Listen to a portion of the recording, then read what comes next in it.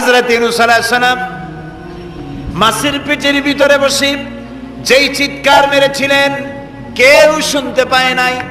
পানির ভিতরে কেউ শোনে নাই, জমিনে কেউ শোনে নাই, অন্তরিক্ষেও কেউ শুনতে পায় নাই। আল্লাহ রাব্বুল আলামিন বলেন, আমি আরশের মালিক ইউনূসের চিৎকার আমি শুনেছি, শুধু শুনি নাই, জবাব দিয়ে দিয়েছি। ইউনূসের ডাকের সাড়া দিয়া দিলাম, বিপদ থেকে বাঁচায় দিলাম। মাছের পেটের ভিতরে যন্ত্রণা শুরু হয়ে গেল। মাছ দেখলো বমি না করলে আর বাঁচবো না, এমন অবস্থা মাছের হয়ে গেল। মাছ পেটের ব্যথার জ্বালায় বেশি উঠলো, কেনারায় চলে গেল। ইউনূস আলাইহিস সালামকে বমি করে ফেলে দিল। মাছও বাঁচলো, ইউনূস আলাইহিস সালামও বাঁচলেন। আল্লাহ তাআলা বলেন, শুধু ইউনূস রে নয়, আমার মুমিন বান্দারা যদি বিপদে পড়ে, এরকম বিপদে যদি পড়ে যায় আর আমারে যদি ডাকে, আমি আল্লাহ রাব্বুল আলামিন এই বিপদ থেকে, যত বড় বিপদ হোক, আমি আল্লাহ বাঁচায়ে দেব। আল্লাহ বিপদ থেকে বাঁচাবেন। পৃথিবীতে মুসলমানদের চাইতে শান্তিপ্রিয় আর কোন জাতি নাই, হতে পারে না। আলহামদুলিল্লাহ বলেন। এখন আল্লাহ তাআলা বলছেন যে ফামান তাবিয়া হুদায়া ফালা খাউফুন আলাইহিম ওয়ালা হুম ইয়াহজানুন। প্রিয় ভাই, সব কোরআনের কথা বলতে গেলে রাতের পর রাত লেগে যায়, কারণ এক মহাসমুদ্র। এটা কি মহাসমুদ্র? কোরআন। এই কোরআন আল্লাহ তাআলা আমাদেরকে শুধু তেলাওয়াত করতে পাঠান নাই। আমাদের অভ্যাস হয়েছে যে খালি তেলাওয়াত করি, মুখস্থ করি। দেখেন না, রমজান মাস শেষ হয়ে গেলে পরে বন্ধু বান্ধব আত্মীয় স্বজন সব এক জায়গায় বসে এক একজন গল্প করে, ভাই আমার পুত্রবধূ 13 খতম, আমার বউ 7 খতম, আমার নাতনি 11 খতম, আর আমি এমনি এমনি খতম হয়ে গেছি। প্রিয় ভাই সব, আপনারা বলেন, কোরআন শরীফকে এইভাবে শুধু খতম করার জন্য আসছে? আমি কিন্তু আপনাদের কোরআন শরীফ পড়া বা খতম করা নিষেধ করছি না। আমি উদ্দেশ্য বোঝাতে চাচ্ছি, আল্লাহ তাআলা এই কোরআনের জন্য নাজিল করেন নাই যে আমরা জ্বলবো আর পড়বো আর বুঝবো না। আচ্ছা ভাই, একটা বইয়ের নাম কোন তো পৃথিবীতে, একটা বইয়ের নাম আমাকে শোনান যে বইটা মানুষেরা না বুঝে পড়ে। পারবেন বলতে? পারবেন না। এমনকি আপনার ছোট্ট বাচ্চা কেজি 1, কেজি 2, কেজি 3-তে পড়ে, বা কি জানি করে নার্সারি গ্রুপে পড়ে, তারেও দেখবেন প্রত্যেকটা শব্দ বানান করিয়া অর্থ সহকারে বুঝে পড়ে। বলেন ঠিক কিনা? কিন্তু কপাল পোড়া মুসলমান জাতি একমাত্র মাজলুম কিতাব, আল্লাহর কিতাব কোরআন শরীফ পড়ে, অথচ কিছু বোঝে না। ঠিক কিনা? আমি যদি এখন জিজ্ঞেস করি যে আপনারা কোরআন বুঝে পড়তে পারেন কয়জন, হাত তোলেন। যদি বলি হাত কি কম বেশি উঠবে না কম উঠবে? সেই জন্য হাত উঠাইতে বললাম না। এটা আমাদের জন্য কপাল পোড়ার লক্ষণ। কি পোড়ার লক্ষণ? বিশ্বাস করুন ভাই, কোরআন শরীফ তাবিজ লেখার জন্য আসে নাই, কোরআন শরীফ ঝুলে ঝুলে আপনি পড়বেন এই জন্য আসে নাই। কোরআন আসছে তেলাওয়াত করবেন, বুঝবেন, আমল করবেন। হাদিস শরীফে এসেছে কোন সাহাবীর এক একটা সূরা শেষ করতে বছরের পর বছর চলে যেত। কারণ কি? কারণ হলো তারা এক একটা আয়াত পড়তেন, বুঝতেন, বাস্তব জীবনে আমল করতেন, আরেকটা আয়াত পড়তেন, বুঝতেন, আমল করতেন, তারপরে আবার আরেকটা পড়তেন, আমল করতেন। এভাবে করে সাহাবীরা কোরআন পড়তেন, বুঝতেন, আমল করতেন। ফলে এই সাহাবীরা যখন বিয়ে শাদী করতেন, সাহাবীরা যখন ব্যবসা বাণিজ্য করতেন, সাহাবীরা যখন কেনা বেচা করতেন, পারিবারিক জীবন যাপন করতেন, হাঁটাচলা করতেন, তখন মানুষেরা বুঝতে পারত, অনুভব করতে পারত যেন জীবন্ত কোরআন শরীফ চলাফেরা করছে। কোরআন যাদের কাছে, তাদের আমলের মধ্যে পরিবর্তন আসতে হবে। তো এরকম একটা বৈপ্লবিক কিতাব যাদের কাছে, তাদের তো আমলের মধ্যে পরিবর্তন আসবে। কি পরিবর্তন আসবে? এরা যদি ব্যবসায়ী হয় ওজনে কম দেবে না। সুবহানাল্লাহ কবেন না? আর এখন আমরা যা করি, সুবহানাল্লাহ থুইয়া খালি নাউজুবিল্লাহ কোয়া দরকার। ঠিক কিনা ভাই? মুসলমানের চাইতে এত ওজনে কম দেওয়ার লোক আর আছে কিনা সন্দেহ। ওজনে দেবে কম, খাদ্যে দেবে ভেজাল, সাক্ষী দেবে তো মিথ্যা সাক্ষী দেবে, ওয়াদা খেলাপ করবে, আমানতের খেয়ানত করবে, এরপরে ধার করবে, টাকা শোধ করবে না। ছেলে দিয়ে বলো আব্বা বাড়ি নেই। এখন সে যাই আছে টাকা চাইতে আসছে, তারা বলে যে আব্বা বলছেন আব্বা নাকি বাড়ি নেই। বুঝতে পারছেন কথা? এই হলো মুসলমান। নাউজুবিল্লাহ কোন। এই জন্য আল্লাহ তাআলা নবী বলেছেন, ওয়ামান আমেলা বিহি উজেরা, যে ব্যক্তি কোরআন পড়বে, আমল করবে, আল্লাহ তাকে পুরস্কার দেবেন। কোথায় কোথায় দেবেন কোন তো? 2 জায়গায় দেবে, ইহকালেও দেবে, পরকালেও দিবে। দুনিয়ার পুরস্কারটা কি? দুনিয়ার পুরস্কারটা হলো যে চিন্তা থাকবে না, আর কোনো ভয়ও থাকবে না। ভয় থাকবে না কিসের? ভয় থাকবে না যেই সমাজে কোরআন মানা হবে, যেই সমাজের আইনের উৎস হবে কোরআন, ওই সমাজের মধ্যে চুরি, ডাকাতি, জেনা, ব্যভিচার, হত্যা, ধর্ষণ থাকবে না। কাজী ভীতি শূন্য, সমৃদ্ধিপূর্ণ, নিরাপত্তাপূর্ণ একটি সুন্দর সমাজ উপহার দেবে এই কোরআন। সুবহানাল্লাহ। সেই কোরআন আমরা তাবিজ বানাইছি, এটারে গোলাইয়া এই কোরআন শরীফের পাতা লিখিয়া তারপরে কি জানি কয় পানির মধ্যে দিয়ে গোলাইয়া এগুলি খাওয়া হয়, মাদুলির মধ্যে ঢুকাইয়া গলার মধ্যে ঝুলানো হয়। দেখেন এই বাংলাদেশে যেসব কোরআন শরীফ ছাপা হয়, এই সব কোরআন শরীফের দুরবস্থা। এটা আছে কিনা আমি জানি না, আলহামদুলিল্লাহ এটা নাই। কোন কোন কোরআন শরীফ যে বাংলাদেশে ছাপা হয় সেগুলিতে লেখা থাকে সূরায়ে মায়দার নকশা, সূরা ইউসুফের নকশা, সূরায়ে বনি ইসরাইলের নকশা। এই নকশা লিখা গলায় ঝুলাইলে পেটে ব্যথা ভালো হবে, ওই নকশা ঝুলাইলে মেয়ের বিয়ে হবে তাড়াতাড়ি, এই নকশা ঝুলাইলে যে মেয়েকে পছন্দ করো বিয়ে করতে পারবা তাড়াতাড়ি। নওজুবিল্লাহ কর। নকশার মধ্যে আছে কি? নকশার ভিতরে আছে 1293, 1711, 513 হাবি জাবি কতগুলো নাম্বার দিয়া তারপরে লাল কালি দিয়ে দাগ দিয়ে দিয়ে ধান্দাবাজি করা। এরপরে ওই ধান্দাবাজি তাবিজের কোনায় কোনায় লেখে ইয়া জিব্রাইল, ইয়া মিকাইল, ইয়া ইসরাফিল, ইয়া আজরাইল। উপরে লেখে ইয়া বধূহ, নিচে লেখে ইয়া বধূহ। আমি একজন তাবিজ লেখককে জিজ্ঞেস করলাম, ভাই ইয়া আজরাইল ইয়া মিকাইল তো বুঝলাম, ইয়া বধূহ কি? কয়েছে হুজুর আমি নিজেও বুঝি না বধূহ কি। এই হলো তাবিজ। এই তাবিজ লেখার জন্য আল্লাহ তাআলা কোরআন নাজিল করেন নাই। কথা কি বুঝে আসছে? তাবিজের জন্য আসে নাই, তদবিরের জন্য আসে নাই, শুধু পড়ব এজন্য আসে নাই। কোরআন এসেছে বোঝার জন্য, তেলাওয়াতের জন্য, বোঝার জন্য, কোরআন অনুযায়ী জীবন গড়ার জন্য। আল্লাহর নবী তাই বলেন, ওয়ামান আমিলা বিহি উজরাত, কোরআন শরীফ যে পড়বে আর আমল করবে দুনিয়ায় শান্তি দেওয়া হবে, আখিরাতেও পুরস্কৃত করা হবে। আখিরাতের পুরস্কারটা কি? নবীজি বলেছেন, নবী করিম সাল্লাল্লাহু আলাইহি সাল্লাম বলেছেন, যে ব্যক্তি কোরআন পড়লো, বুঝলো, আর কোরআনের হালালকে হালাল জেনে চললো, হারাম থেকে বিরত থাকলো, আর কোরআনের আইনকে প্রতিষ্ঠিত করার আন্দোলনে শরীক হলো, সুবহানাল্লাহ গণ, এরকম লোককে আল্লাহ তাআলা কিয়ামতের দিন জান্নাত দান করবেন। সুবহানাল্লাহ। ওয়ামান আমিলা বিহি উজরা ওয়ামান হাকামা বিহি আদালা, এ কোরআন শরীফ দিয়ে যে বিচার করবে আল্লাহ তাআলা বলছেন সেই করবে কেবলমাত্র জাস্টিস, কিসত, জাস্টিস, ইনসাফ কায়েম করতে পারবে, যে কোরআন দিয়ে বিচার ফয়সালা করবে। আমাদের দেশে এই যে কোর্ট কাছারি আদালত আছে, এই কোর্ট কাছারি আদালতগুলি কোরআন দিয়ে যদি বিচার করতেন সেটা ইনসাফ হতো। যেহেতু ইনসাফ, আল্লাহর চাইতে ইনসাফগার আর কেউ নাই। আছে কি বলেন? নাই। এখানে ধরুন একজন মানুষ যদি একজনের একটা ঠ্যাং ভাঙিয়ে ফেলাই দিল, তাহলে বিচার কি হবে? ব্রিটিশ ল যেটা আছে, বাংলাদেশ পেনাল কোড যেটা আছে, এই পেনাল কোডে বলা হবে যে সলিমউদ্দিন ঠ্যাং ভাঙছে বসিরউদ্দিন, যে ভাঙছে তার জন্য শাস্তি এই হবে 6 মাসের জেল, 2000 টাকা জরিমানা করে দিল। এখন আপনি বলেন বিচার মাফে কি দিয়া? ইনসাফের প্রতীক কি? ইনসাফের প্রতীক দাড়িপাল্লা। এই দাড়িপাল্লায় এখন আপনি ওজন দেন ইনসাফ। ঠ্যাং ভাঙছে কার? সলিমউদ্দিন, তার ভাঙ্গা ঠ্যাং এক পাশে ধর এক পাল্লায়, আর বসিরউদ্দিন ভাঙছে ঠ্যাং, সেই কারণে তার 2000 টাকা জরিমানা আর 6 মাসের জেল আর এক পাল্লায় রাখেন। এবার দাড়ি ধরে টান দেন, সমান হবে? যদি 50,000 টাকা জরিমানা হয় আর 6 বছরের জেল হয়, তাও কি সমান হবে? হবে না। সমান হবে কি হলে? সমান হবে ওই সলিমউদ্দিন ভাঙ্গা ঠ্যাং এক পাল্লায় দাও, আর যে ভাঙছে তার নাম কি? বসিরউদ্দিন। সলিমউদ্দিন কেউ যদি থাকেন রাগ করবেন না, আমি একটা দৃষ্টান্ত দিচ্ছি। এখন ওই বসিরউদ্দিন ভাঙ্গা তারও একটা ঠ্যাং ভাঙ্গিয়া যদি এই পাল্লায় রাখেন, এখন যদি টান দেন তাহলে সমান হবে কিনা বলেন? এটা হচ্ছে কোরআন। এই কোরআন বলছে পায়ের বদলে পা, হাতের বদলে হাত, নাকের বদলে নাক, চোখের বদলে চোখ, জানের বদলে জান। সুবহানাল্লাহ। এটা ইনসাফ।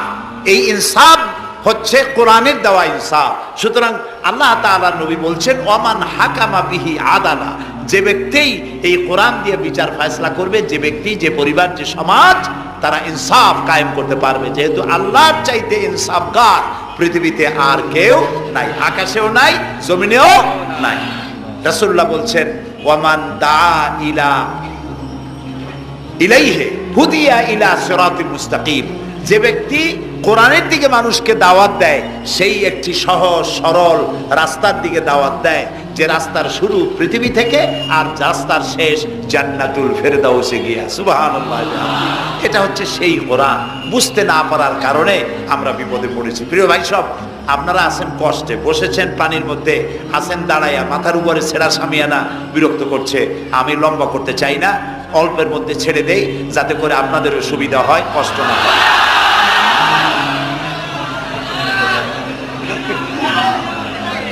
আমি না, তবুও আমি খুব লম্বা করব না, অল্পতে আমরা যাতে বুঝতে পারি এরকম একটু কথা আমি বলতে চাই, একটু বলি। এবং সেইটা বলবো, হ্যাঁ সেইটাই বলবো যেটা আপনারা শুনতে চান, সেইটাই বলবো যেটা শুরু করেছিলেন আমাদের রফিকুল ইসলাম খান ভাই, মহানগরীর সেক্রেটারি জনাব রফিকুল ইসলাম খান। আল্লাহ তাআলা ওনার প্রতি রহম করুন, আমরা বলি আমিন। এবং আমার বক্তৃতার পরে আমরা আমাদের সম্মানিত অ্যাসিস্ট্যান্ট সেক্রেটারি জেনারেলের কিছু কথা আমরা শুনবো ইনশাআল্লাহ। তো আমি ওই আয়াতটা দিয়েই কথা বলি। আল্লাহ তাআলা বলছেন, তোমরা যারা ঈমান এনেছো শোনো, হাল আদুল্লুকুম আলা তিজারাতিন, আমি কি তোমাদেরকে এমন একটি ব্যবসার কথা বলবো না যে ব্যবসায় তোমাদেরকে জাহান্নামের কঠিন শাস্তি থেকে তোমাদেরকে রক্ষা করবে? এমন একটি ব্যবসার কথা বলবো না, তার মানে অবশ্যই এরকম একটা ব্যবসার কথা আমি তোমাদের বলবো যে ব্যবসা তোমাদেরকে জাহান্নামের কঠিন শাস্তি থেকে বাঁচায় দেবে। সুবহানাল্লাহ বলি। জাহান্নাম থেকে বাঁচাবার জন্য ব্যবসা শিখাচ্ছেন কে? আল্লাহ। এবার দেখেন, ব্যবসা এটা করলে লাভও আছে, নোকসানও আছে, ঠিক না? বলেন আছে কিনা? লস অ্যান্ড প্রফিট এর মধ্যে থাকবে। কিন্তু আল্লাহ রাব্বুল আলামিন বলেন, আমার সঙ্গে যে ব্যবসা করবে ওই ব্যবসাটা হচ্ছে তিজারাতান লান তাবুর। আমার সাথে যে ব্যবসাটা করবা এই ব্যবসায় কোনো নোকসান নাই, শুধু লাভ লাভ আর লাভ। কে বলতেছেন? এরকম একটা ব্যবসা করবেন? আমি জানি আমরা লাভের ব্যাপারে খুব আছি, নোকসানে আমরা কেউ নাই। মানুষ লেখাপড়া জানুক আর না জানুক, লাভ যেখানে সেখানে মানুষ ঝাঁপ দেয় তাড়াতাড়ি। ওই যে বলে না যে এই হিসাব না জানলে কি হবে, কম দিলে টের পায়। আমরা লাভ খুব ভালোই বুঝি, এই জন্য এটা কোরআনও নয়, হাদিসও নয়, একটি রূপক কথা।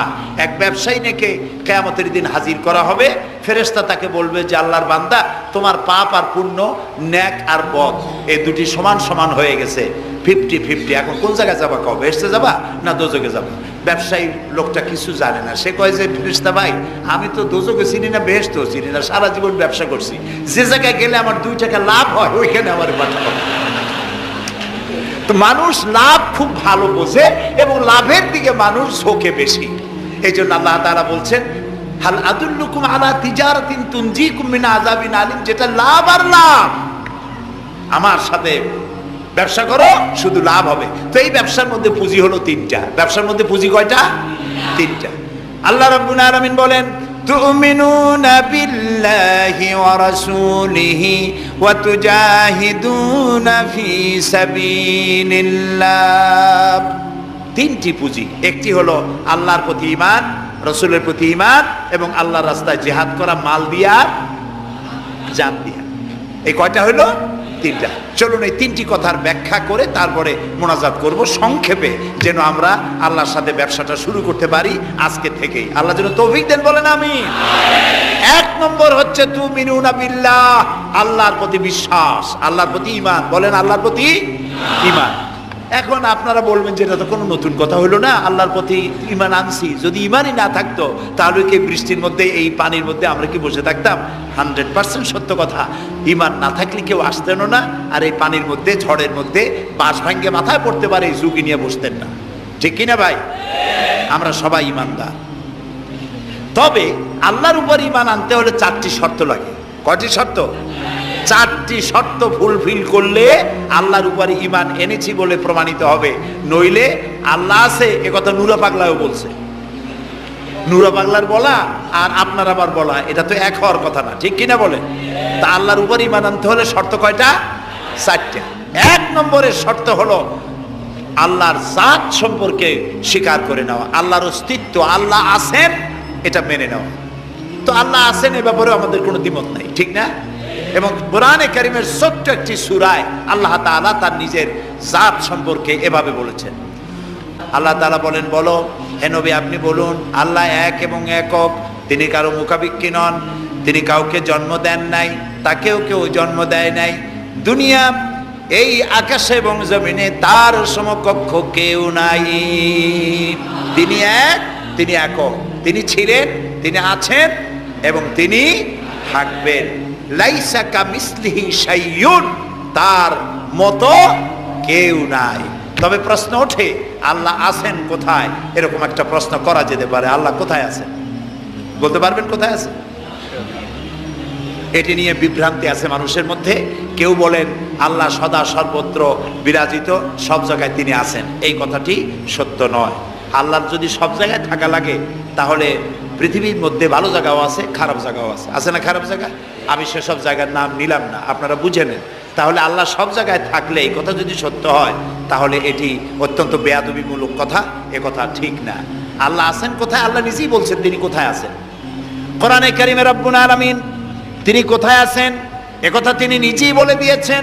আর রাহমানু আলাল আরশিস তাওয়া, আল্লাহ তাআলা আরশের উপরে আছেন, সুবহানাল্লাহ ওয়া বিহামদিহি। এবং প্রত্যেক রাত্রে তিনি শেষ রাত্রে প্রথম আকাশে আসেন, নবী করিম সাল্লাল্লাহু আলাইহি সাল্লাম বলেছেন। প্রিয় ভাই সব, তো আল্লাহ তাআলা সদা সর্বত্র বিরাজমান যে কথাটা বলা হয় এটা আক্ষরিক অর্থে ওরকম না, এটা ব্যাখ্যা সাপেক্ষে কথা। আল্লাহ সদা সর্বত্র সব জায়গা সম্পর্কে ওয়াকিফাল, তিনি সব জানেন, সব দেখেন। তিনি সামিউন, তিনি বাসিরুন, তিনি দেখতে পান, তিনি শুনতে পান। আপনার আমার দেখার মধ্যে কোনো বাধা, প্রাচীর, অবস্ট্রাকশন কিছু একটা থাকতেই পারে, আল্লাহর দেখার মধ্যে কোনো বাধা নাই। অন্ধকার রাতেও দেখেন, কুয়াশাচ্ছন্ন হলেও দেখেন, মেঘের মধ্যেও দেখেন, তার দেখায় কোনো বাধা নাই, তার শোনায় কোনো বাধা নাই। এমনকি মহাসাগরের অতল তলদেশী ছোট্ট পাথরের গায়ে লাগানো একটি ছোট্ট পোকা, যাকে মাইক্রোস্কোপ যন্ত্র ছাড়া দেখা যায় না, এমন ছোট্ট সূক্ষ্ম একটি পোকাও যদি, ক্ষুদ্রাতি ক্ষুদ্র একটি পোকাও যদি পেটের জ্বালায় অথবা ক্ষুধার জ্বালায় চিৎকার মারে, কেউ শুনতে পায় না। আরশের মালিক আল্লাহ রব্বুল আলামিন তা শুনতে পান।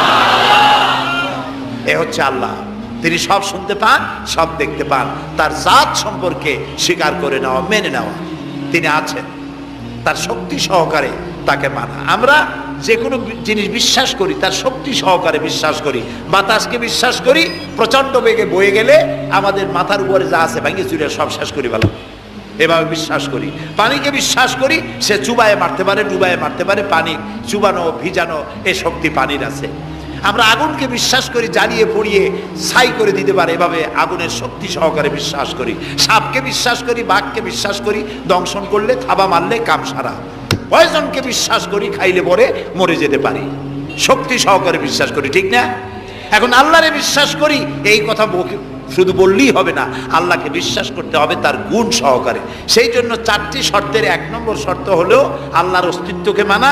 2 নম্বরের শর্ত হচ্ছে আল্লাহর গুণাবলীকে স্বীকার করা, মেনে নেওয়া। আল্লাহর গুণাবলী কি? কোরআন শরীফে আল্লাহর অনেকগুলি নাম আছে। আল্লাহ এ হচ্ছে ইসমে জাত। আল্লাহ এটা কি? ইসমে জাত, আসল নাম কি? আল্লাহ। বলেন সবাই আল্লাহ। ন কিন্তু আল্লাহ এটা অশুদ্ধ, বলার সময় মুখটা গোল হয়ে যাবে। আল্লাহ বলেন সবাই আল্লাহ। কি মধুর নাম, সুবহানাল্লাহ, সুবহানাল্লাহ। আল্লাহ নিজেই বলেছেন ওয়ালাহুল আসমাউল হুসনা, আল্লাহ রয়েছে সুন্দর সুন্দর নাম। 99টি নামের কথা কোরআনে কারিমে আল্লাহ তাআলা নিজেই বলেছেন, সুবহানাল্লাহ। এখন ওই নামগুলি নামগুলিকে বলা হয় সিফাতি নাম, অর্থাৎ গুণবাচক নাম। এই গুণ সহকারে তাকে স্বীকার করতে হবে। তিনি রাজ্জাক, খেতে দেওয়ার মালিক কে? আল্লাহ। তিনি রব, সৃষ্টি করেন। তিনি খালেক, তিনি স্রষ্টা। তিনি রব, তিনি প্রতিপালনকারী। তিনি রহমান, তিনি দয়ালু। তিনি রহিম, তিনি রহমান, তিনি দাতা। রহিম, তিনি দয়ালু। অর্থাৎ প্রত্যেকটা নামের এক একটা শব্দ অর্থ আছে এবং সেই অর্থ সহকারে বিশ্বাস করতে হবে তাকে। এই বিশ্বাস যদি আমরা করতে পারি তাহলে শিরক থেকে আমরা বাঁচতে পারবো। সুবহানাল্লাহ বলেন। আচ্ছা বলেন তো, সন্তান দেওয়ার মালিককে, সন্তান না দেওয়ার মালিককে, হায়াতের মালিককে, মওতের মালিককে, খেতে দেওয়ার মালিককে, কষ্ট দেওয়ার মালিককে, কষ্ট থেকে বাঁচাবার মালিককে, সব কিছুর মালিককে। এইভাবে আমরা কি বিশ্বাস করি? না, সবাই করি না। যারা বলেছেন আমিও বিশ্বাস করি, হ্যাঁ বিশ্বাস আমাদের থাকতে পারে, কিন্তু অনেক লোক আছে এভাবে বিশ্বাস করে না বলেই বিবাহ করেছে, সন্তান হয় না। তখন শাহ আলী বাগদাদি রহমতুল্লাহ আলাইহের মাজারে গিয়া সেখানে বসে তার ওই মাজারের কাছে গিয়ে চাইলো, আমারে সন্তান দাও, খাজা বাবা সন্তান দাও। অথবা হাইকোর্টের মাজারে বৃহস্পতিবার দিন গিয়ে ভিড় করলো, বাবা সন্তান দাও, অথবা মামলায় পড়েছি বাঁচায় দাও, পরীক্ষা দেবে ছেলে পাস করায় দাও, ইত্যাদি। বলেন এরকম? বলে না? জায়েজ নাই, একদম জায়েজ নাই। কাকে বলতে হবে? আল্লাহর নবী বলেছেন, ওয়াইদা সালতা ফাসআলিল্লাহ, কিছু বলতে চাইলে আল্লাহরে বলো। ওয়াইজা সালতা ফাসআলিল ফাস ওয়াইজা ইসতাআনতা ফাসতাইন বিল্লাহ, সাহায্য যদি চাও আল্লাহর কাছে সাহায্য চাও। আমরা সূরা ফাতিহার ভিতরে প্রত্যেক নামাজের প্রতি রাকাতে বলি, ইয়্যাকা না'বুদু ওয়া ইয়্যাকা নাস্তাঈন। আল্লাহ তাআলা একমাত্র তোমার ইবাদত করি আর একমাত্র তোমারই কাছে সাহায্য কামনা করি। হযরত ইব্রাহিম আলাইহিস সালাম আমাদের জাতির পিতা। একটু আগে আমরা বলছি না সবাই, ইব্রাহিম আলাইহিস সালামকে আগুনে, এটারে এদিক ফিরিয়ে দিল কে? ইব্রাহিম আলাইহিস সালামকে আগুনে যখন ফেলে দেওয়া হচ্ছিল তখন হযরত জিবরাইল এসে বলছিলেন, আমার কাছে সাহায্য চাও ইব্রাহিম, আমি তোমারে আগুন দিয়ে বাঁচায় দেব। এই যে ইব্রাহিম আলাইহিস সালামের কাছে তাকে সাহায্য দেওয়ার জন্য বলা হলো, এটা কি ঘোরাঘুরি করে? এই মাইকের হর্ন ঘুরান কেন? যেমন ছিল ওই দিকে দিয়ে দেন, আমারে শোনায় তো লাভ নাই। প্রিয় ভাই সব, ইব্রাহিম আলাইহিস সালামকে জিবরাইল বললেন আমার কাছে সাহায্য চাও। ইব্রাহিম আলাইহিস সালাম সাহায্য চাইছিলেন? বলেন চাইছিলেন? হযরত ইব্রাহিম বলেছেন, জিবরাইল আমি কেন সাহায্য চাইব তোমার কাছে? আমি তো এমন কোন অন্ধ আল্লাহর ইবাদত করি না যিনি তার নিজের চোখে তার গোলামের দুঃখ দুর্দশা দেখতে পান না। আল্লাহ কি দেখছেন না যে আমি বিপদে পড়ছি? আমি তোমার কাছে কেন সাহায্য চাইবো? আমি আগুনে পড়লে যদি আল্লাহ খুশি হন তাহলে আমি তো এভাবে হাজারবার পড়তে রাজি আছি আমার আল্লাহকে খুশি করার জন্য। এটা হলো আল্লাহর প্রতি বিশ্বাস এবং আল্লাহর কাছে চাওয়া। চাইতে হবে কার কাছে? আমি বিপদে পড়ছি, বলবো কারে? আমি অশান্তিতে আছি, বলবো কারে? আমার অভাব আছে, বলবো কারে? সব অবস্থায় আল্লাহকে বলতে হবে। দেখুন আমাদের জাতির পিতা ইব্রাহিম আলাইহিস সালামের কথা এ কোরআন শরীফে আল্লাহ তাআলা বলে দিয়েছেন। তিনি কি বলেছেন? হযরত ইব্রাহিম বলেছেন, আল্লাযী হুয়া ইউতঈমুনি ওয়া ইয়াসকিন, আমি যখন ক্ষুধার্ত হই আল্লাহ আমারে খাওয়ান, আমি যখন তৃষ্ণার্ত হই আল্লাহ আমারে পান করান। ওয়া ইযা মারিদতু ফাহুয়া ইয়াশফিন, আমি যখন অসুস্থ হই আল্লাহ আমারে রোগ মুক্ত করেন। সুবহানাল্লাহ। আইয়ুব আলাইহিস সালাম 18 বছর রোগ ভোগ করলেন, কষ্ট পাইলেন, তিনি সাহায্য কার কাছে চাইছিলেন? ইউনূস আলাইহিস সালামের মতো বিপদে এই পৃথিবীর কোনো মানুষ এত বড় বিপদে পড়ে নাই। মাছে তারে গিলে ফেলল, পানির অতল তলদেশে মাছ চলে গেল, মাছের পেটে দরজা নাই, জানালা নাই, ভেন্টিলেটর নাই, মাথা গলাইয়া কোন রকম বাইর হবে এমন কোনো পথ নাই, বাঁচার কোনো উপায় নাই। হযরত ইউনূস আলাইহিস সালাম যখন মাছের পেটের ভিতরে বিরাট বিপদে পড়ে গেলেন, হযরত ইউনূস আলাইহিস সালাম সাহায্য কার কাছে চেয়েছিলেন বলুন? তিনি বললেন, আল্লাহ তাআলা তার ঘটনা কোরআন শরীফের মধ্যে এভাবে বর্ণনা শোনাচ্ছেন। ও পৃথিবীর মানুষেরা শোনো, ইউনূসকে যখন মাছে গিলে ফেললো সে তখন ত্রিবিধ ফানাদা ফি যুলুমাত, জমায় কাসির, ত্রিবিধ অন্ধকারের ভেতর থেকে তিনি চিৎকার মারলেন।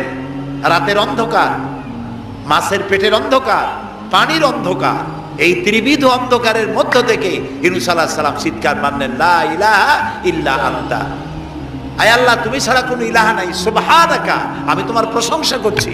আয় আল্লাহ তাআলা, আমি আমার নফসের উপরে জুলম করেছি, আমার উপরে আমি জুলম করেছি। আল্লাহ তাআলা এই চিৎকার শুনেছিলেন, শুনেছেন? হযরত ইউনূস আলাইহিস সালাম মাছের পেটের ভিতরে বসে যেই চিৎকার মেরেছিলেন কেউ শুনতে পায় নাই। পানির ভিতরে কেউ শোনে নাই, জমিনে কেউ শোনে নাই, অন্তরিক্ষেও কেউ শুনতে পায় নাই। আল্লাহ রাব্বুল আলামিন বলেন, আমি আরশের মালিক ইউনূসের চিৎকার আমি শুনেছি, শুধু শুনি নাই, জবাবও দিয়ে দিয়েছি। আমি ইউনূসের ডাকের সাড়া দিয়া দিলাম, বিপদ থেকে বাঁচাই দিলাম। মাছের পেটের ভিতরে যন্ত্রণা শুরু হয়ে গেল।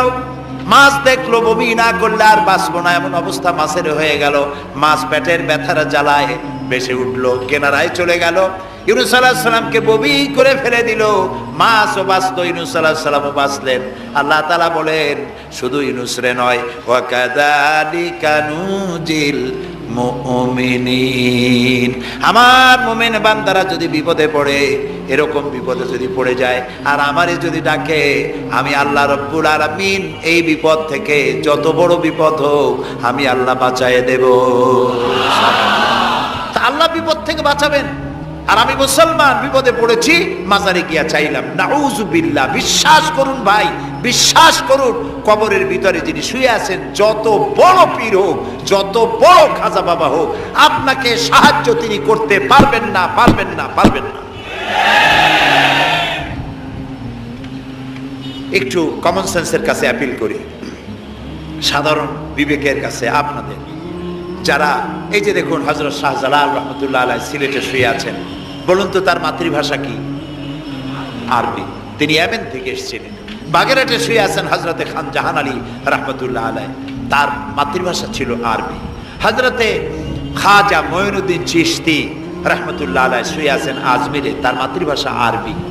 আমরা বাংলাদেশ থেকে, এই দেশ থেকে কোনো লোক গেল সিলেটে, গেল বাগেরহাটে অথবা বাগদাদে চলে গেল, এইসব বড় বড় আল্লাহর ওলিদের মাজারে গিয়ে বাংলা ভাষায় বলল, বাবা আমি তো বিপদে পড়ে আসছি, নির্বাচনে দাঁড়াইছি, আমি যেন জিততে পারি। অথবা দেখেন না, মাজার দিয়ে শুরু করে সবাই। অথবা যাই বলল যে আমার বিয়ে করেছি 15 বছর, বাচ্চা হয় না, আমার একটা বাচ্চা। অথবা মামলায় পড়েছি, আমার একটু জিতায় দাও, ব্যবসা করি, এত টাকা লস দিতে দিতে শেষ হয়ে গেছি। বাবা আপনি বললেন কোন ভাষায়? শাহজালাল খুব বুঝলেন, বড় পীর সাহেব খুব বুঝছেন। তাহলে আপনার 1 নম্বর ফায়ার মিস হয়ে গেল, মিস ফায়ার। আচ্ছা, 2 নম্বর কথা হলো, যার কাছে আপনি চাইলেন তিনি ওখানে ঘুমন্ত আছেন না চেতনা আছেন, এ ব্যাপারে আপনার কোনো গ্যারান্টি আছে, নিশ্চয়তা আছে? আপনি যখন দোয়া করতেছিলেন তখন উনি চেতনা না ঘুমে? যদি ঘুমায় থাকেন তাহলে 2 নম্বর মিস ফায়ার। আপনি যা চিল্লাইলেন উনি কিছুই শুনল না। 3 নম্বরে, কবরে যে শাহজালাল রহমতুল্লাহ আলাইহি অথবা মঈনুদ্দিন চিশতি রহমতুল্লাহ আলাইহি, আল্লাহর ওলিরা, যত বড় বড় ওলি আল্লাহ আছেন, যার কাছে আপনি বিশ্বাস করেন ওলি হিসেবে, উনি যে কবরে আছেন তার নিশ্চয়তা কোথায়? কবরে তো নাও থাকতে পারেন, কারণ আল্লাহ তাআলার 2টা জায়গা আছে করা। বিদেহী আত্মা, এই দেহ থেকে আত্মা যখন সরে যায়, আল্লাহ যখন নিয়ে যান, দেহটার তো কোনো দাম নাই, এটা হচ্ছে নশ্বর, আত্মা হচ্ছে অবিনশ্বর। এই দেহটা মাটির সাথে পচে যাবে, গলে যাবে, কোরআন শরীফে বহুবার বলা হয়েছে। তো আল্লাহ তাআলার 2টা মেহমানখানা আছে, একটা হলো সিজ্জিন আর একটা নাম বলেন ইল্লিন। 2টা মেহমানখানা। যেমন এই পৃথিবীতেও মেহমানখানা 2 রকম হয়। সরকারের 2 রকম মেহমানখানা। চোর, ডাকাত, খুনি, বদমাশ, এগুলি যদি গ্রেফতার হয় তাহলে ওরা খাবে কি? ওদের তো শ্বশুর বাড়ি দিয়ে অথবা বাপের বাড়ি দিয়ে ভাত খাবার দেওয়া হবে না, গভর্নমেন্টের মেহমান হয়ে গেছে। কাজী এদের জন্য মেহমানখানা গভর্নমেন্টের একটা আছে, সরকারি মেহমানখানা। ওইটা কোনটা কোন তো? ও, তাও আপনারা চেনেন। আরেকটা মেহমানখানা হচ্ছে ভিআইপিদের জন্য, যারা ভেরি ইম্পর্টেন্ট পার্সন অথবা ভেরি ভেরি ইম্পর্টেন্ট পার্সন, যারা, তাদের জন্য, অর্থাৎ প্রেসিডেন্ট, প্রধানমন্ত্রী, মন্ত্রী, এমপি, সচিব, ওনারা যখন বাংলাদেশের কোনো জায়গায় বেড়াতে যান তখন সরকারি মেহমানখানা ওনাদের জন্য থাকে, ওইটার নাম কি? সার্কিট হাউস, ডাক বাংলা ইত্যাদি, রেস্ট হাউস, এগুলি তার জন্য থাকে। তো পৃথিবীর মানুষের জন্য শ্রেণীভেদে যদি এ ধরনের মেহমানখানা থাকে, তো যারা নাকি দুনিয়া থেকে মারা যাবে ওদের জন্য আল্লাহর মেহমানখানা থাকতে নাই? আছে, এবং সেটা আগেই বলেছি। যারা জাহান্নামে যাবে ওদেরকে রাখা হবে সিজ্জিন নামক একটা মেহমানখানা আছে, ওখানে তারা থাকবে। আর যাদেরকে আল্লাহ জান্নাতে নিবেন, তো বিচারের আগে তো জান্নাতে নেবেন না, তাদেরকে ইল্লিন নামক সার্কিট হাউস জাতীয় এই জাতীয় একটা ভালো জায়গায় আল্লাহ তাআলা তাদের রাখবেন। তাহলে আপনি যে কবরের কাছে যায় চাইলেন, হয় ঘুমায় আছে, আপনার ভাষা বুঝলো না, আর কবরে থাকলেও ঘুমে আছে নাকি তাও আপনি জানেন না, আর কবরে নাই এটাও হতে পারে যে আল্লাহ তাআলা অন্য কোথাও তাকে নিয়ে রেখেছেন। কাজেই তিনটা জিনিসই, আপনার পথের ভাড়া নষ্ট, পরিশ্রম নষ্ট, আর তিনটা ফায়ার করছিলেন, তিনটা ফায়ার মিস হয়ে গেল।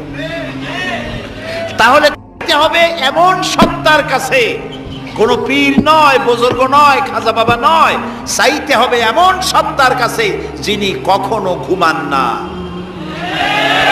যিনি বাংলাও বোঝেন, ইংরেজিও বোঝেন, আরবিও বোঝে, উর্দুও বোঝে, সকল ভাষা যিনি সৃষ্টি করেছেন, সেরকম কেউ কি আছেন? আছেন? কি নাম তা? এক আঙ্গুল আকাশের দিকে উঁচু করে বলেন, নাম কি? আরো জোরে বলেন, আবারও বলেন, সুবহানাল্লাহ, আলহামদুলিল্লাহ বলেন। এই জন্য নবী করিম সাল্লাল্লাহু আলাইহি ওয়াসাল্লাম বলছেন, ওয়াইজা সাআলতা ফাসআলিল্লাহ, কিছু বলতে হলে আল্লাহরে বলো। ওয়াইজা ইসতাআনতা, সুয়াল করলে আল্লাহরে বলো। ওয়াইজা ইসতাআনতা ফাসতাইন বিল্লাহ, আর যদি সাহায্যের প্রয়োজন হয় কোনো ব্যাপারে, যে কোনো ব্যাপারে সাহায্যের প্রয়োজন, আল্লাহর কাছে চাও। আমাদের অবস্থা হলো এই যে ইমাম তো দুর্বল, বিপদে পড়লেই দৌড় দেয় মাজারের দিকে। মুসলমানের সম্পর্ক মাজারের সাথে হবে না, সম্পর্ক হবে মসজিদের সাথে। আল্লাহর নবী যখনই বিপদে পড়তেন, মুসিবতে পড়ে যেতেন, সঙ্গে সঙ্গে উজু করে মসজিদে নববীর ভিতরে প্রবেশ করতেন, 2 রাকাত কাজায়ে হাজাতের নামাজ পড়তেন, আল্লাহর দরবারে হাত তুলতেন, চোখের পানি ছেড়ে দিতেন, আল্লাহ রাব্বুল আলামিনের দরবারে মোনাজাত কবুল হয়ে যেত। নবীজি আমাদেরকে উপদেশ দিয়েছেন, বিপদে যদি পড়ো, মুসিবতে যদি পড়ে যাও, উজু করো, মসজিদের ভিতরে ঢুকে যাও, কাজায়ে হাজাতের নামাজ পড়ো, আর সেজদায় পড়ে চোখের পানি দিয়া, গাল ভিজানো নয়, চোখের পানি দেয়া যায়, নামাজ ভিজিয়ে দাও, আর আল্লাহর কাছে প্রার্থনা করো, কাঁদতে থাকো। রব্বুল আলামিন, আল্লাহর নবী বলেছেন, বান্দা যদি গুনাহ মাফির জন্য গুনাহ করেছে, লজ্জায় অনুতপ্ত হয়ে অনুশোচনা করে বান্দা যখন কাঁদতে থাকে, চোখের পানি নাকের অর্ধেক আসতে না আসতে আল্লাহ রব্বুল আলামিন বান্দারে মাফ করে দেন। বিশেষ করে বুড়া মানুষ, আমাদের মধ্যে 2 শ্রেণীর লোক আছে, যুবক আর বৃদ্ধ। মাহফিলগুলিতে আল্লাহর মেহেরবানি যুবকেরা অনেক বেশি আসে, আলহামদুলিল্লাহ বলুন। এরকম আসতে করলেন কেন? আপনি তাকায় দেখেন, ডানে বায় তাকান, ডানে বায় তাকান, দাড়ি পাকা কয়জন আছে দেখেন। 2%, 3% or 5% দাড়ি পাকা হতে পারে, 95% যুবক আর যুবক। সুবহানাল্লাহ, আলহামদুলিল্লাহ। বামপন্থীদের এখানেই কষ্ট, এখানেই কষ্ট। তারা চিন্তা করে এত কষ্ট করিয়া পয়সা করি দিয়া তারপরে কর্মী বানাইলাম, একটা মাহফিলে গিয়া কি একটা সমাবেশ দেখলো, মাহফিলে গেল, আমাদের পুকুরের জিয়ানো মাছগুলি সব ইসলামের পুকুরে চলে গেল। এটা তাদের জন্য হেভি লস। তা আসলে ওরা ধরে রাখতে পারবে না, ঠেকাইতে পারবে না, গায়ে তো মুসলমানের রক্ত। রক্ত কার? এসব যুবকেরা একটা মুসলিম মায়ের পেটে জন্মগ্রহণ করেছে, একটা মুসলিম পিতার জন্মে আসছে। আর রাসূলুল্লাহ যুবকদের ব্যাপারে যে কত কথা বলেছেন, সুবহানাল্লাহ বলো। আগে রাসূলুল্লাহ বলেছেন, কিয়ামতের দিন আল্লাহর আরশের ছায়া ছাড়া কোনো ছায়া থাকবে না, প্রচন্ড রৌদ্র হবে, জমিনটা তামার মতো হয়ে যাবে। ইন্না লিল্লাহি ওয়া ইন্না ইলাইহি রাজিউন। সেই জায়গায় আরশের নিচে 7 শ্রেণীর লোকদেরকে আল্লাহ তাআলা জায়গা দেবেন। কয় শ্রেণী? ওর মধ্যে 1 শ্রেণী হচ্ছে শাবুন নাশা ফি ইবাদাতিল্লাহ, ওই সব যুবক যারা রাত কাটিয়েছে আল্লাহর ইবাদতের মধ্য দিয়ে। সুবহানাল্লাহ। যুবকদের ইবাদতে আল্লাহ তাআলা বেশি খুশি হন, বেশি খুশি হন। কারণ হলো এই যে মসজিদের ইমাম সাহেব অথবা প্রাইমারি স্কুলের মাস্টার যদি বলে যে আমি ঘুষ খাই না, এই কথার কোনো দাম আছে? আপনি প্রাইমারি স্কুলের মাস্টার, আপনি মসজিদের ইমাম, আপনার ঘুষ দেবে কেটা? ঘুষ খাইনি বললে তো হবে না। কোন মন্ত্রী যদি বলে, এসপি যদি বলে, তারকা যদি বলে ঘুষ খাই না, 1000 বার দাম আছে, ঠিক না ভাই? এখন একজন বুড়া যদি বলে যে প্রত্যেক রাত্রে আমি তাহাজ্জুদ পড়ি, আপনি তো পড়বেনই, কারণ আপনার তো ঘুম আসে না। কাশিতে এমন পাওয়া পাইছে, সৌরবাড়ির কাছে আসতে পারে রাতের বেলায়, খালি কাশা, জম্মের কাশা। আর যুবকের তো তামাম দুনিয়ার ঘুম আইসে ঠাইসে ধরে। সেই যুবক সে যদি এই ঘুমকে দুহাতে ঠেলে দিয়ে যদি মধ্যরাতের পরে, রাতের 2/3 পরে যদি নামাজে দাঁড়ায় যায়, আল্লাহ রাব্বুল আলামিন খুশি হয়ে যান। সুবহানাল্লাহ বলো। এই যুবকদের সম্পর্কে রাসূলুল্লাহ কি সুন্দর কথা বলেছেন। রাসূলুল্লাহ বলেছেন, উসিকুম বিশ-শাবাবে খায়রা ফাইন্নাহুম আরাক্কু আফইদা লাকাদ বাসানি আল্লাহু বিল হানিফিয়্যাতি সামহা ফাখালাফানি আশ-শুয়ুখ ওয়া হালাফানি আশ-শাবাব। সাদাকান নবী সাল্লাল্লাহু আলাইহি ওয়াসাল্লাম। নবী করিম সাল্লাল্লাহু আলাইহি ওয়াসাল্লাম বলেছেন, আমি তোমাদেরকে উপদেশ দিচ্ছি, তোমরা যুবকদের ব্যাপারে কল্যাণকামী হবে। সুবহানাল্লাহ বলে। কারণ যুবকদের দিল নরম, আর আল্লাহ তাআলা আমাকে এই পৃথিবীতে উদারতা সহকারে দিন প্রতিষ্ঠার কাজে আমাকে পাঠিয়েছেন। আর এই পৃথিবীতে আমার আল্লাহর দেওয়া ইসলাম প্রতিষ্ঠা করার কাজে আমার বিরোধিতা করেছে বুড়োরা, আর সহযোগিতা করেছে যুবকেরা। দেখেন না রাসূলুল্লাহর সাথে বিরোধিতা কারা করলো? তাদের বয়স কত? আবু জাহেল, আবু লাহাব, উতবা, সাইবা, মুগিরা, ওলীদ, আবু সুফিয়ান, কুষ্টি সুদ্দা, সকলের বয়স ছিল 40-এর ওপরে। আর যারা ঈমান আনলো সর্বপ্রথম, তাদের বয়সগুলি রাসূলুল্লাহকে যারা সাহায্য করলেন, হযরতে জুবাইর ইবনুল আওয়াম, আব্দুর রহমান বিন আউফ ইসলাম কবুল করলেন, বয়স তখন 17 বছর। হযরতে আবু বকর ইসলাম কবুল করলেন, বয়স তখন 37 বছর। হযরত ওমর রাদিয়াল্লাহু তাআলা ইসলাম কবুল করলেন, বয়স তখন 26 বছর। হযরত আলী যখন ইসলাম কবুল করেছেন, বয়স তখন মাত্র 8.5 বছর। সব তরুণেরা, যুবকেরা ইসলামের জন্য রক্ত দিয়েছে। যুবকদের রক্তের উপর ইসলাম প্রতিষ্ঠিত হয়েছে। সুবহানাল্লাহ। সেই জন্য এই যৌবনকালে ইবাদতের মূল্য সর্বাধিক। আর বুড়োরাও যখন আল্লাহর দরবারে হাত তোলে, যারা বুড়ো আছেন, আমার বয়সে যারা এসে গেছেন বা আমার থেকে যাদের বয়স বেশি, আপনারা অসন্তুষ্ট হচ্ছেন না তো যে যুবকদের এত কইলাম আর আমরা কিছু পাইলাম না, এরকম বলবেন নাকি?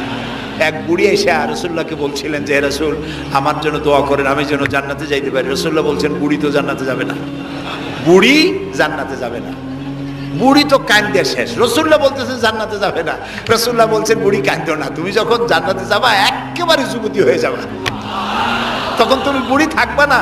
সুবহানাল্লাহ। সুতরাং বুড়ো মানুষের মন খারাপ করার কারণ নাই, ওই যৌবন কালটা আমরা সবাই পার করে এসেছি। সুবহানাল্লাহ। সেটা যদি ভালো কাজে করে থাকি আল্লাহর কাছে পুরস্কার পাবো, আর যদি অন্যায় করে থাকি সেজন্য আল্লাহর কাছে বিনীতভাবে ক্ষমা চাই। আল্লাহ আমাদের মাফ করুন, বলি আমিন। সবাই বলি আমিন।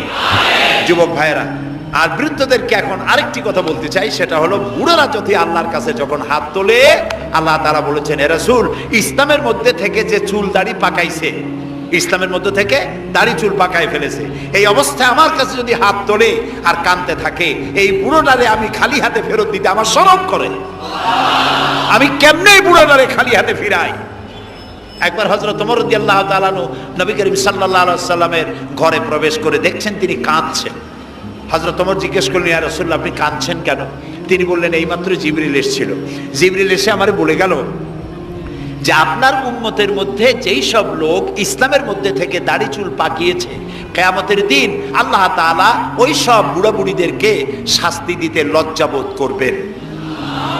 হযরত ওমর বলেন, ইয়া রাসূলুল্লাহ এ তো আপনার উম্মতের জন্য শুভ সংবাদ, আপনি কাঁদেন কেন? আল্লাহর নবী বলেন, হে ওমর, আমার কান্নার কারণ ভিন্ন। আমার কান্নার কারণ হচ্ছে আমার লজ্জা করে, আমার লজ্জার অনুভূতিতে আঘাত লাগে এই ব্যাপারে যখন আমি চিন্তা করি যে আল্লাহ রাব্বুল আলামিন যেই বুড়াদেরকে কিয়ামতের দিন শাস্তি দিতে লজ্জা বোধ করবেন, সেই বৃদ্ধ মানুষগুলো আল্লাহর সাথে নাফরমানি করতে লজ্জা বোধ করে না। এই জন্য এই দুঃখে, এই লজ্জা আমি কাঁদি। বয়সের একটা সীমা থাকা উচিত যে আপনি কোন পর্যন্ত পাপ করবেন। বুড়া হয়ে গেছে, তারপরও মদ খায়, তারপরে জেনা, ব্যভিচার, শয়তানি, বদমাশি, এগুলি কি? দাড়ি চুল পাকা এগুলি কি? এগুলি আগে পাকতো না কারো, পৃথিবীতে সর্বপ্রথম দাড়ি আর চুল পেকেছে হযরত ইব্রাহিম আলাইহিস সালামের। এর আগে কারো দাড়ি চুল পাকে নাই। ইব্রাহিম আলাইহিস সালাম প্রশ্ন করলেন আল্লাহর কাছে যে আল্লাহ তাআলা এটা কি হলো আমার? আল্লাহ তাআলা বললেন এটা হচ্ছে ওয়াকার, এটা মর্যাদা, তোমার সম্মানকে বাড়িয়ে দেওয়া হলো। তো দাড়ি চুল পাকলে সম্মান বাড়ে। এই দাড়ি চুল পাকলো, এগুলি সিগন্যাল, সংকেত। দাড়ি পাকছে, সংকেত দেওয়া হলো তুমি কিন্তু বয়সের প্রান্তে এসেছো। চোখে কম দেখো, আর একটা সিগন্যাল, মৌতের আর একটা সিগন্যাল। খাইয়া হজম করতে পারো না, আর একটা সিগন্যাল। তুমি ঘুমাইতে পারো না, রাতের বেলা ঘুম আসে না, আর একটা সিগন্যাল। দাঁড়াতে পারো না, কোমর ব্যথা করে, আর একটা সিগন্যাল। একটার পর একটা সিগন্যাল আসতেছে, 1 নম্বর 2 নম্বর, ডেঞ্জার সিগন্যাল নাম্বার 10। তারপরেও হুঁশ হয় না মানুষের। নাউযুবিল্লাহি মিন যালিক। আল্লাহ তাআলা আমাদের হুঁশে আসার তৌফিক দান করুন, আমরা বলি আমিন।